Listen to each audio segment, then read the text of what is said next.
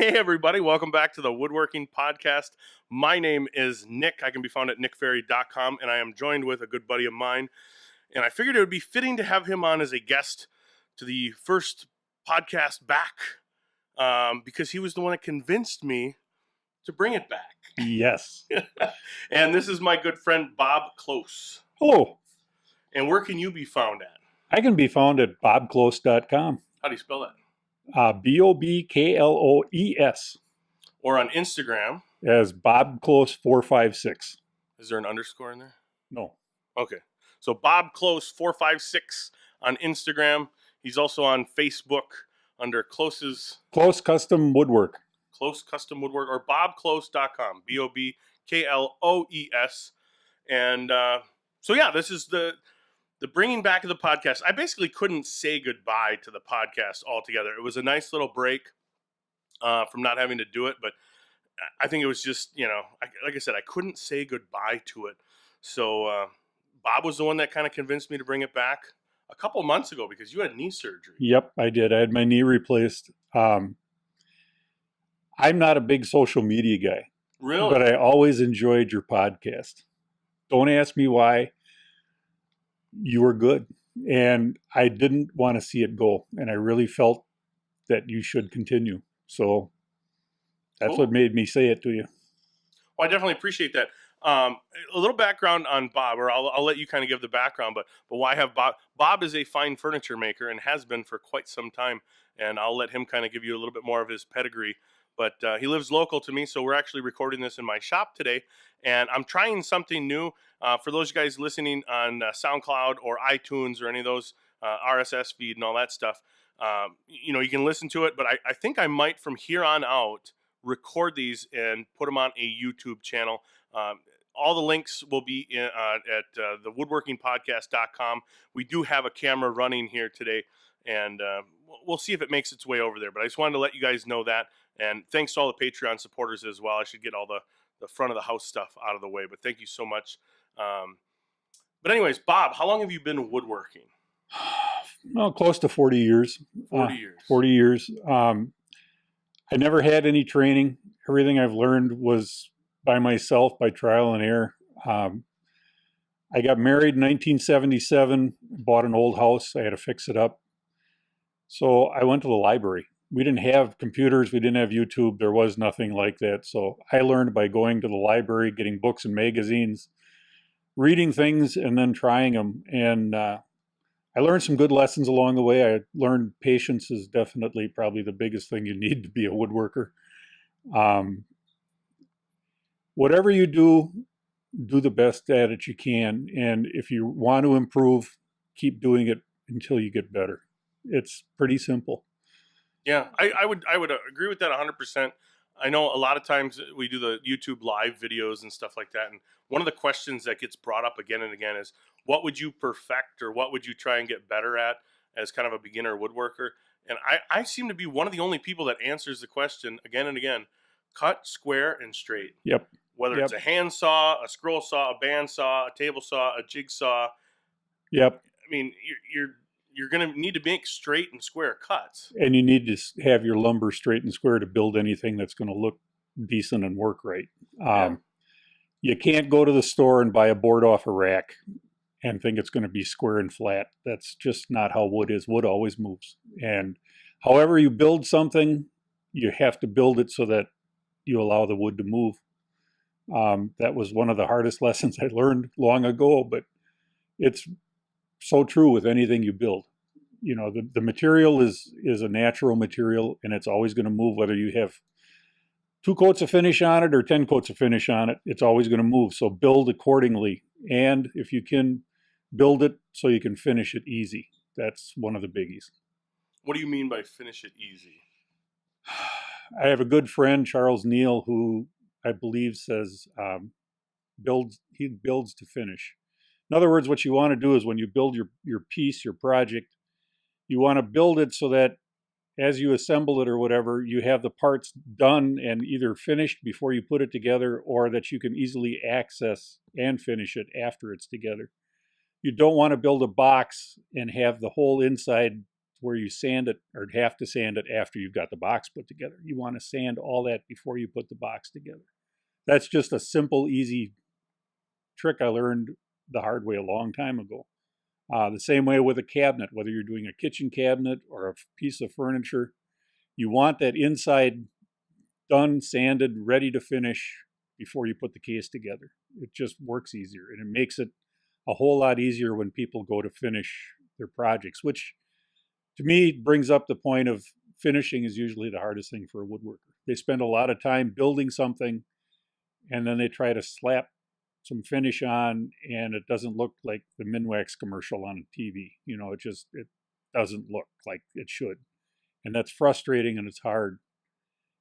Yeah, because after you put that amount of time into it, making sure that everything is just so it's sanded just right, all the joints and everything come together real nice.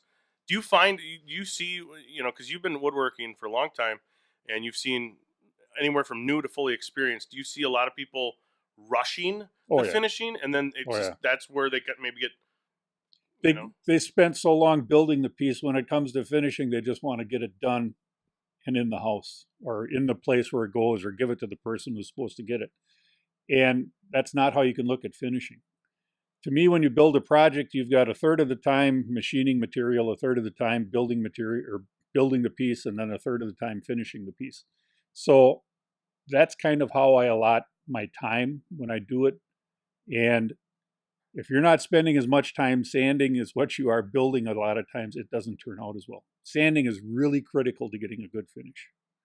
I know there's guys that do the hand plane thing, and that works fine too. But I don't just put a coat of oil on my pieces and call it finished. I like to do a sprayed finish on mine with lacquer. And you don't deal with a lot of straight grain. No, I don't. Everything I build is in figured wood. Figured wood. So I'll make sure too on the website article for this. I'll make sure to put pictures and stuff. And again, you can go to bobkloes.com. And I just figured, again, he'd be a good person to interview as bringing back the podcast. He's a good buddy of mine, and you guys got to check out some of his work. And I mean, figured. What's your favorite? Is it curly maple, bird's eye? What's your?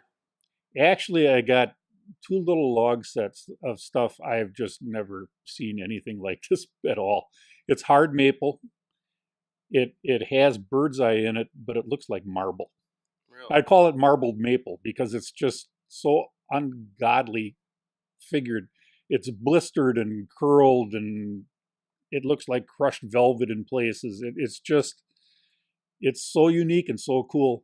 And then all of a sudden you'll get a big streak of just plain white maple in the same board. I'm always amazed. People will say, well, what causes the figure in a tree? I don't know. Stress is what they know that causes figure. They know that stress, if a tree's not stressed that's creating bird's eye, once you take the stress off the tree, it just grows plain white maple. They're finding out that as they go in and trim out woods or forests and clear out the canopy, the trees that are under stress that have bird's eye in them just start growing plain white hard maple over top of the bird's eye.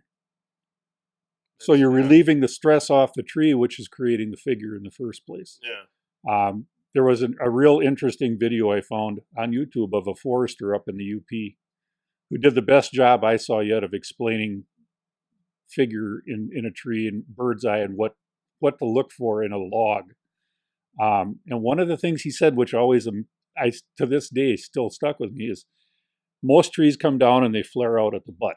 Mm-hmm. A bird's eye maple will come down and narrow in at the butt.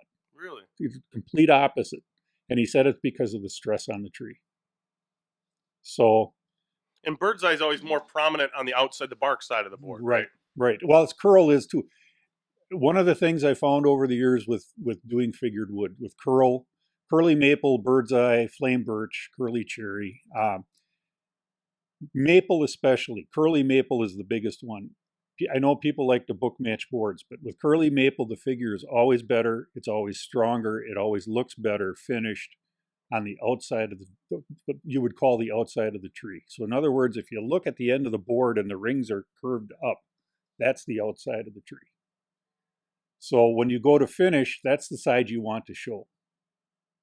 One of the one of the things I've run into over the years is the guys that talk about, oh, you have to alternate the grain when you glue up a tabletop or Yeah, that's whatever. how I was taught. Um, I don't so much anymore, but Maybe it's because I'm self-taught, but I did that for a long time. But it's just cutting boards into 3-inch little sticks and gluing them together is not my way of woodworking. I like a tabletop's going to be 12 or 14-inch wide boards and really be something to see. yeah. And mine are all going in the same direction. They're all bark side up. I've never had an issue with tables getting warped or twisted or coming apart. If you build them right, they'll stay flat. If you use good lumber, it'll stay flat. Yeah, and allow for the wood movement. Yeah, and allow for the wood movement. That's always one thing. I mean, I know when I first started out, I gave no consideration to that, and luckily, shop classes in middle school and high school, those teachers were building that in with expansion and contraction in mind, seasonal movement in mind. But I totally, it's one of those things to where I don't always practice what I preach either, because Right. those end tables I was showing you earlier, those I just kind of I'm not really worried about wood movement, but those are cheap pine tables. And going back to the finishing of a third and a third and a third, I would say I easily, because those are just pocket hole screw tables, which I don't do a ton of pocket hole screws, but these were just I had to knock out 2 for a customer and then 2 for a gift, and I easily had the majority of the time finishing those tables than I did constructing them. Yep. Because it was 2x2 select pine for the legs and 1x4 select pine for the aprons. And I tapered the legs in this case. I just kind of wanted to raise it up to the base is painted and kind of distressed with majoritively black, but then the top is dyed. But I wanted that, the tapered leg to kind of draw your attention to the top. But easily I had more. And these are, I wouldn't call them cheap tables. And I'll make sure to put a picture on the woodworkingpodcast.com, the article associated for that, of at least one of these end tables. But yeah, I get off track. You'll come to figure that out. I get off track rather easily.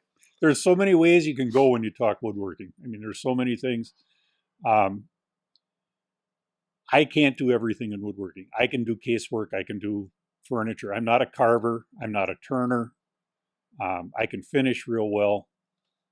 That people think when you build something that you have to be really good at everything you do. Well, that's the reason you kind of outsource some things. I had a good friend who loved turning.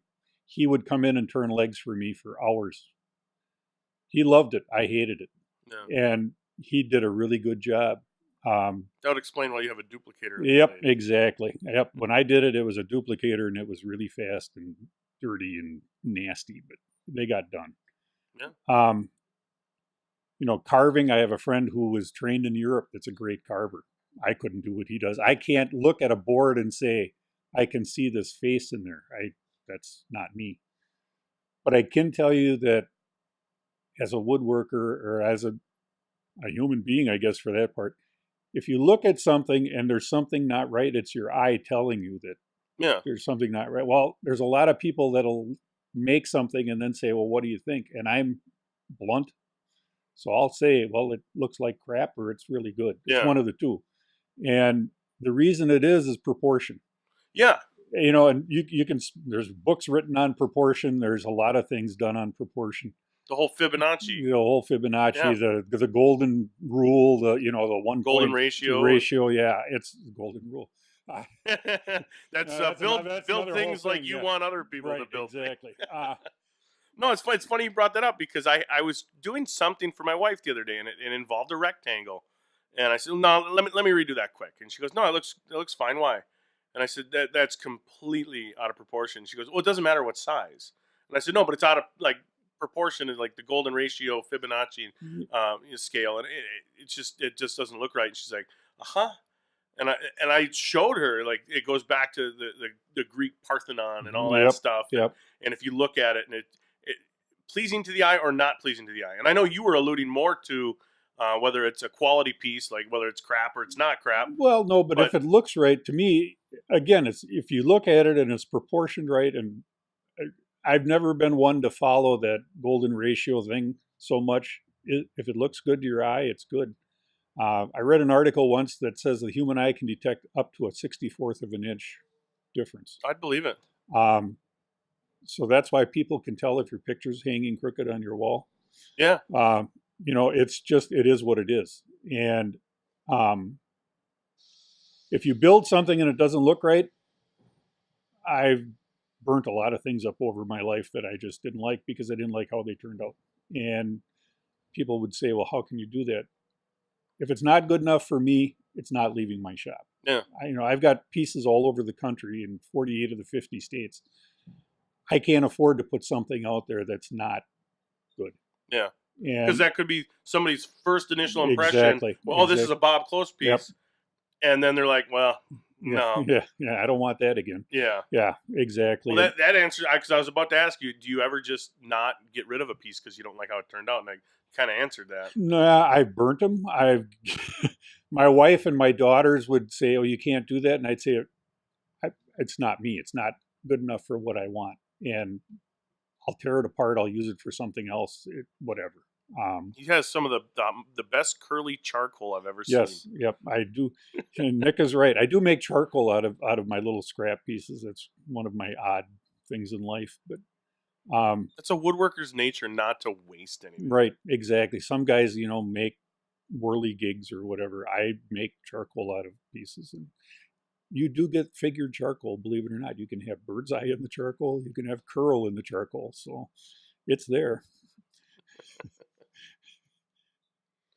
Another thing too, I mentioned that I might put this video on YouTube, so definitely check the woodworkingpodcast.com, a video version of this. But let me know too. I want to make sure to kind of hit all my bases, my bullet points, so I don't forget. But if you guys, like I said, it'll still be available on iTunes and still be available, in those ways. But I also wanted to do.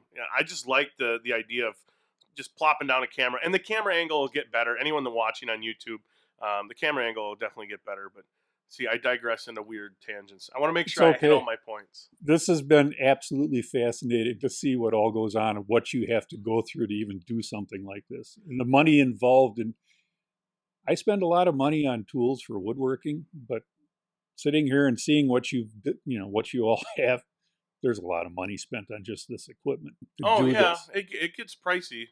And I don't ever show it in videos because that's kind of the whole point.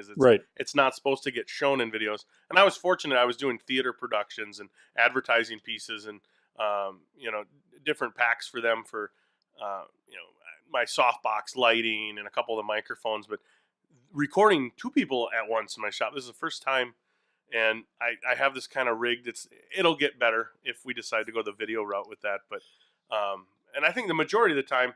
What I'm thinking about for the format of bringing the podcast back is there will be no set schedule to start. It'll just be kind of I like doing it because it's fun, and I want to keep it fun for me. So that's definitely the most important part. So I'm guessing monthly to start, and then I was going to bring on different special guests, people that have different skill sets in woodworking or making whatever, whether it's, metal workers or leathersmiths, stuff like that.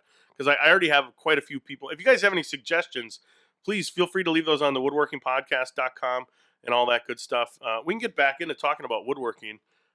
We haven't even gone 20 minutes yet. So, that's another thing I should mention. I was going to keep these to, I want to say between 25 and 40 minutes so that it makes it just a little bit less to try and, so I don't feel like I have to fill it, and I think you'd be willing. Would you be willing to come back Sure. Yep. If you guys want to hear more from Bob and different things? Like I said, I'll leave all his information on the article. But he really does some amazing work, so it's worth going to his website and checking it out. He's always an inspiration to me. And finishing, that's one thing. I actually had a buddy of mine, another fellow YouTuber, Mike Fulton, come over, and he was kind of like blown away at some of the finished pieces I had. And he's like, "Wow, this is." You don't really get to see, and you don't get to see that in a video. Right. You don't get to see that in a Facebook post, an Instagram post. No. And spending that time to get that smooth, that silky smooth, or sometimes what we were talking about aqua coat, like I used on that walnut slab, as a pore filler. Right. The difference, even between, you could do everything identical, but one has a clear pore filler and one doesn't. And one looks kind of heirloom quality. Exactly. And the other one just looks like it was, kind of a rattle can sprayed, Right, because you see all the pores and all the, it's just the finish soaks down in, on walnut especially, mahogany. If you don't fill the pores, you don't get a smooth glass like that. Yeah. And finishing is gosh, you could talk for days on finishing and what you're trying to do. I'm one that when after my color's on, whatever, and I spray my top coats, that's it. My finish is off the gun. I don't do any rub outs. I don't do any waxing. I don't do any of that stuff. It lays out, and if it lays out and it dries right and it's what I expect it to be, I'm done. And that's definitely saving on the labor aspect if you do all the prep right, work right. Right, exactly. To where you don't have to, Exactly. Just one of the odd things you run across. I switched to a lot of water-based top coats now. Okay. One of the things from solvent-based to water-based, of course, the smell is gone. You don't have the lacquer smell like you did with solvent-based lacquer. But in between coats, when you scuff it, with a solvent-based lacquer, you could wipe it off with a tack rag if you wanted. You could vacuum it off. You could leave the crap on there and just spray right over it. It'll all melt. Yeah, it'll melt back in. Yeah. Water-based isn't like that. Water-based, you have to be very particular. You can't use a tack cloth. You can use one of those microfiber cloths to clean it. What I do is scuff it, vacuum it, take a microfiber cloth, and then put the second coat on, because any speck of old finish that's on there or whatever is going to stick out like a sore thumb. Yeah, it won't melt back in. Nope. You can do 2 coats in a relatively short time without scuffing in between with water base. I let it get tacky and then do a second coat right away. That way, when I go to scuff it, I've got 2 good coats on there. Sure. So I don't have to do maybe 4 coats. Water base, you have more solids in there too. Okay, so it builds quicker? Builds a lot quicker. You can do 2 coats with a water base versus 4 coats with a solvent base. You can tell people what finish you're using. I know you really believe in that product and that company. Yep, I do. I use Green Light Coatings from Duluth, Minnesota. That's what I use on my tabletops and any surface that's going to get a lot of use. It's actually a floor finish. I spray it. It's a water base. It has an amber tint to it, so it looks good. It warms the wood up. It's not inexpensive, but it lays out well. It dries fast.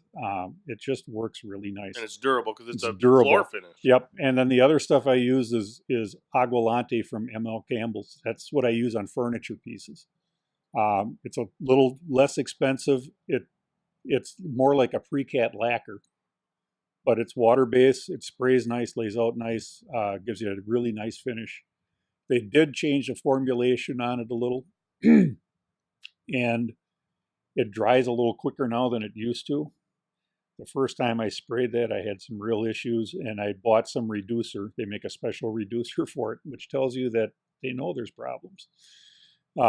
Finishing companies are notorious for kind of leaving you hanging sometimes. Yeah. I won't get into one that's based in Wisconsin that I would never use their products. They're kind of down by Milwaukee.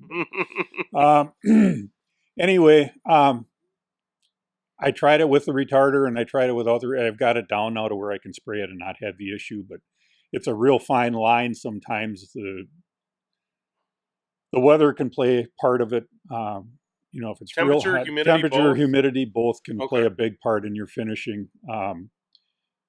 For the guys that like to do a wipe-on finish, make your own. You don't have to buy the stuff from these big companies. It's basically all the same stuff. It's polyurethane or a varnish and a little thinner mixed in with it, about 3 parts of finish and 1 part of thinner.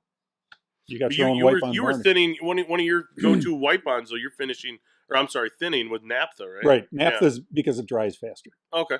That's why it's a little finer solvent than mineral spirits. Okay. But some people can't find it or whatever, and mineral spirits. Yeah, it's a little bit more specialty than right. Yep. But in fact, would you be comfortable with me calling you a finishing expert?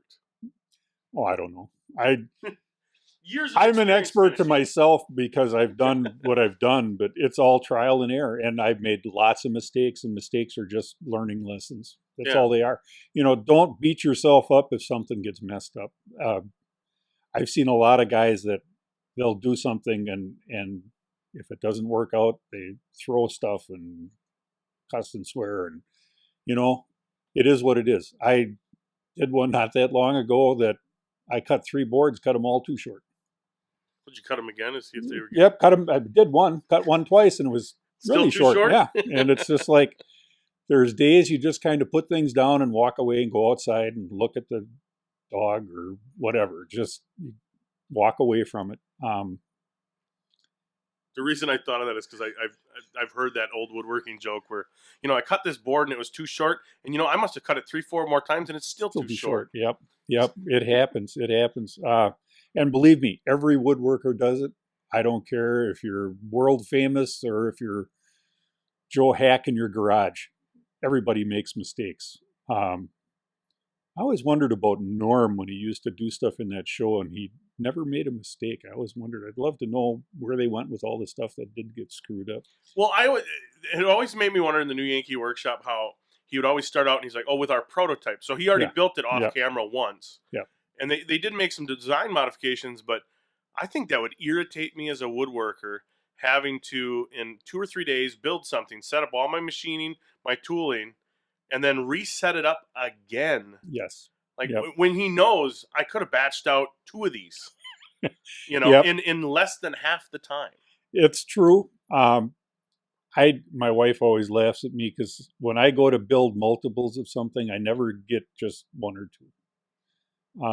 One time I decided to do some candle boxes. So rather than doing 5 or 7, I did 26.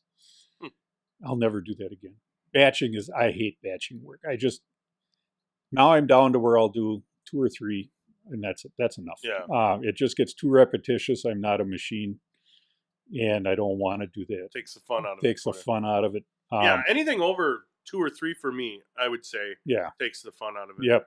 I don't know if it was Sam Maloof or somebody that built chairs for a living. And I can't say for certain if it was Sam Maloof, but anytime somebody would order a set of 4 or 6, he'd build an additional one and then use that. And so his dining room was full of like 10 different chairs, and it just batched them for himself. I think it was Maloof. I can't remember. It probably was.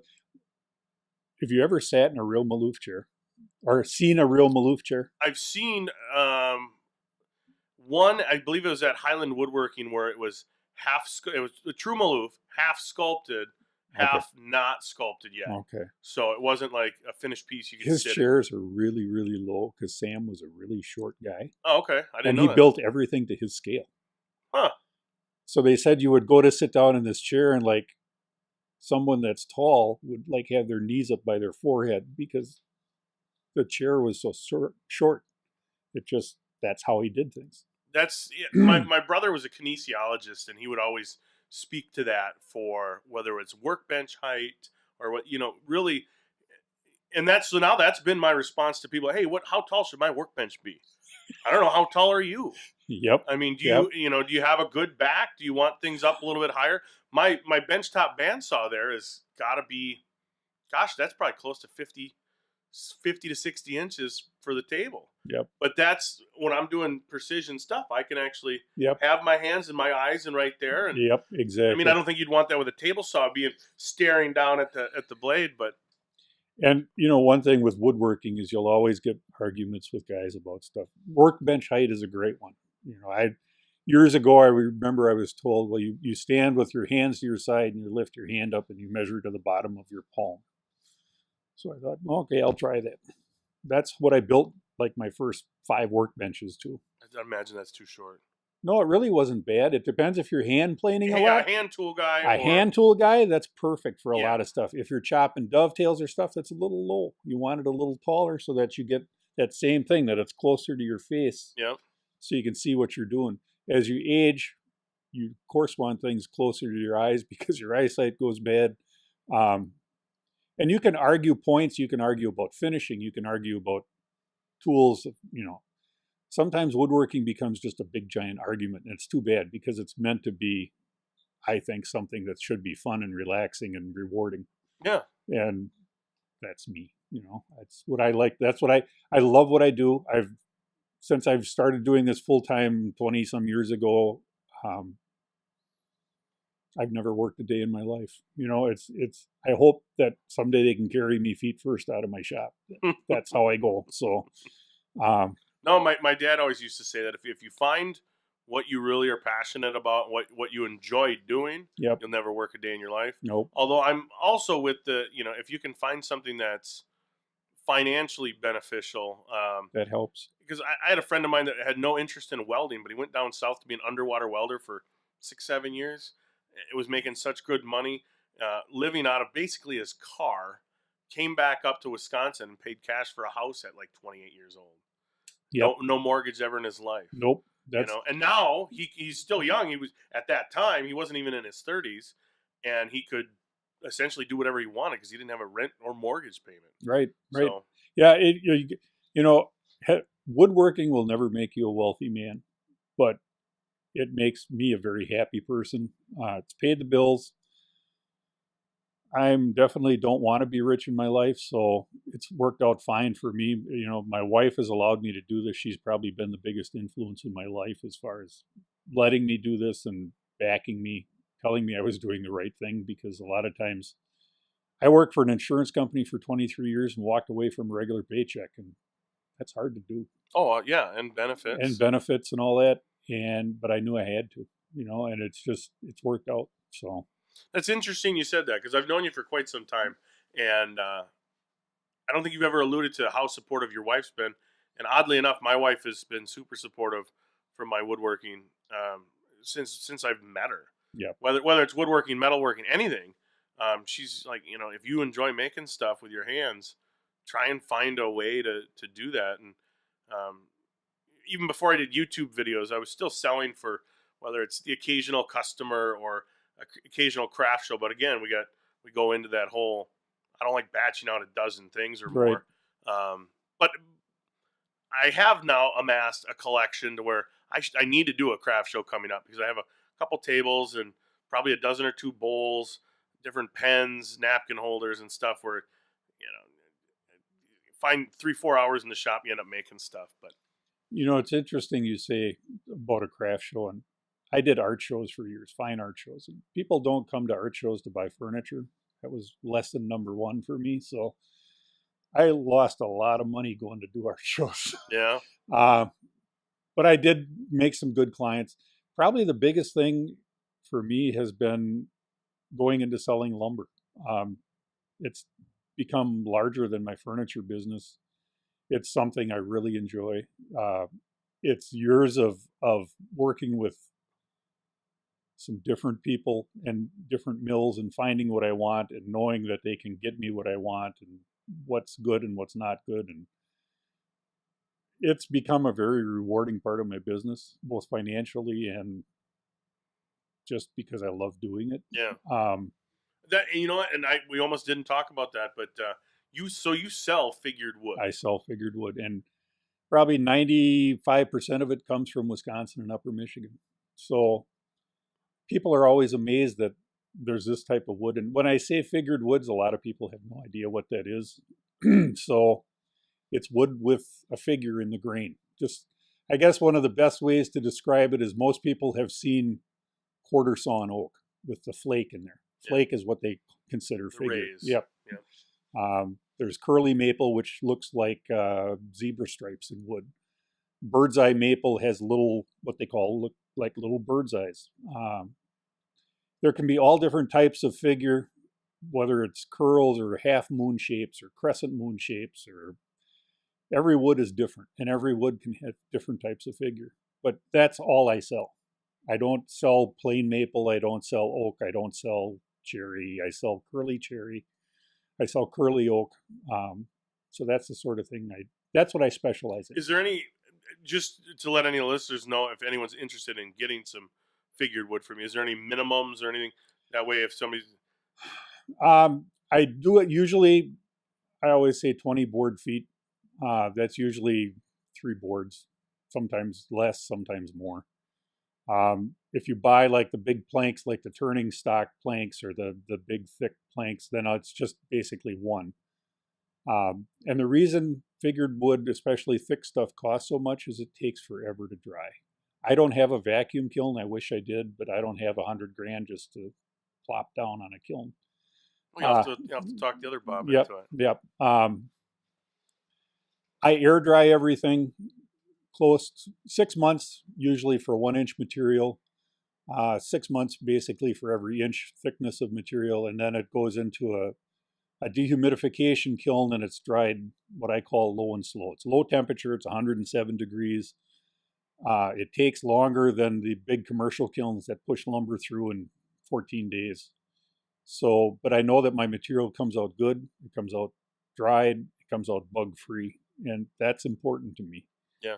A lot of people are out there pushing, especially live edge stuff nowadays, where they saw it one day and they want to sell it the next, and they leave the bark on it, and there's bugs in there, and nothing's dry, and people go to make something out of it, and they don't understand why it's cracking and falling apart, and why the beetles are crawling across the dinner table.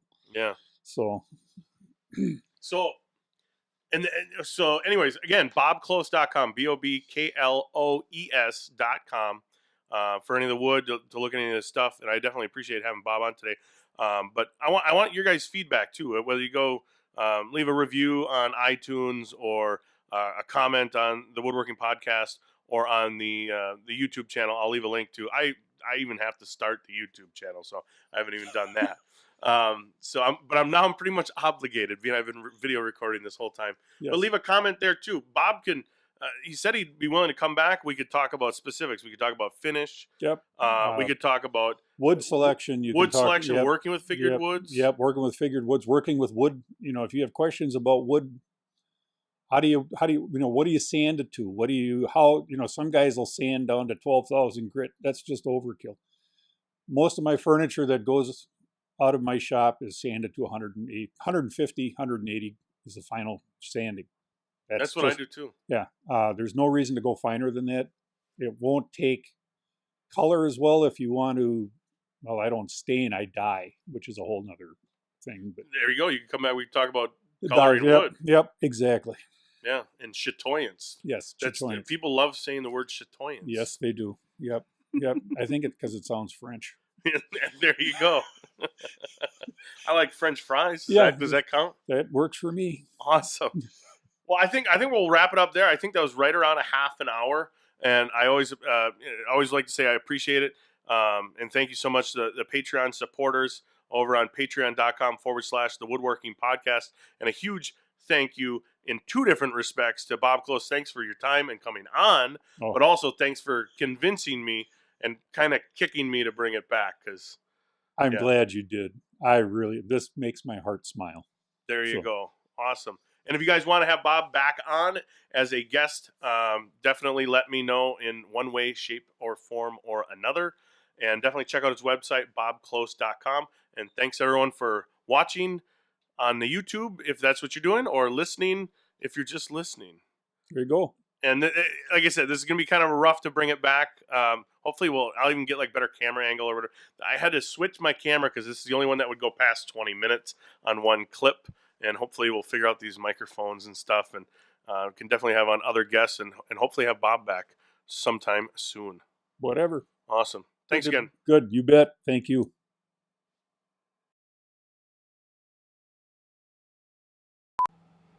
Awesome. Okay.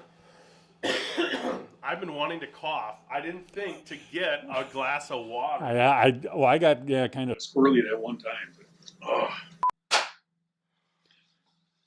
that when I go to sync the audio, it'll recognize the peak in all three, and then it can automatically sync them. Well, I thought it was the clapper.